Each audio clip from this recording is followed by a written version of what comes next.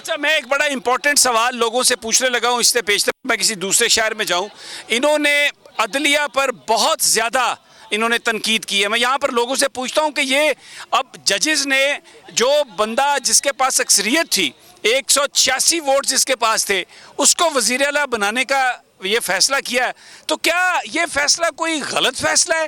کیا اس فیصلے پر کیا اعتراض ہو سکتا ہے؟ آپ کیا سمجھتے ہیں یہ جو سپریم کورٹ نے فیصلہ کیا کیسا فیصلہ ہے؟ دیکھیں یہ تو پوری قوم خراج تحسین پیش کرتی ہے سپریم کورٹ کے ججز کو کہ انہوں نے ایک میرٹ کے اوپر جو ہے یہ فیصلہ کیا ہے.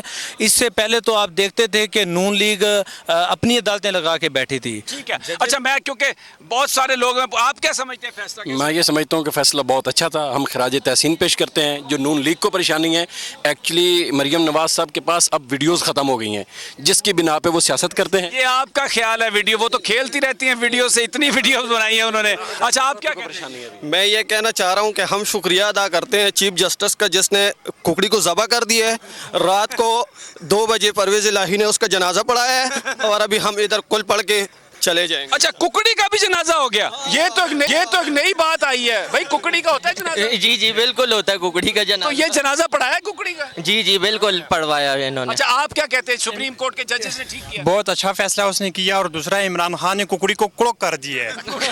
یعنی ککڑی ہے تو ککڑی کڑک ہوگی، اب انڈے نہیں دے گی، یہ آپ کا مطلب یہ ہے. اچھا جی آپ کیا کہتے ہیں؟ سبسکرائب کریں اور بیل دبائیں تاکہ کوئی خبر رہ نہ جائے.